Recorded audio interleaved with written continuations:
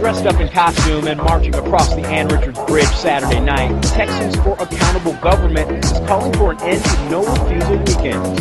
Executive Director John Bush, in his costume as a vampire, says taking people's blood when they've refused will end up costing the city. So we think that no refusal weekends fly in the face of this transportation code, section 724013, and we think that the city's just setting themselves up for legal action, unfortunately. Sunday morning at 5, APD wrapped up another no refusal weekend. In all, 46 people were arrested and charged with driving while intoxicated. 30 of those people were forced by search warrant to give up blood after they initially refused either breath or blood alcohol.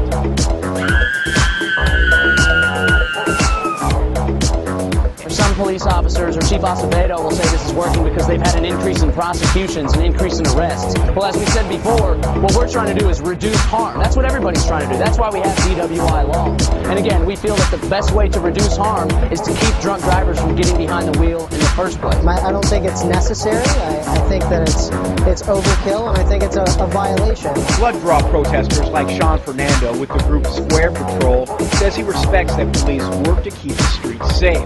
His organization provides drivers to get the person who's drunk and their car home. But he says a police officer shouldn't have the right to take a person's blood against his or her will. I appreciate the fact that we're trying to stop drunk driving.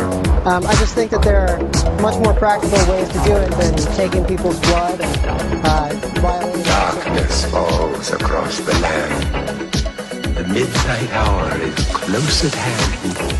Creatures crawl in search of blood to terrorize your neighborhood.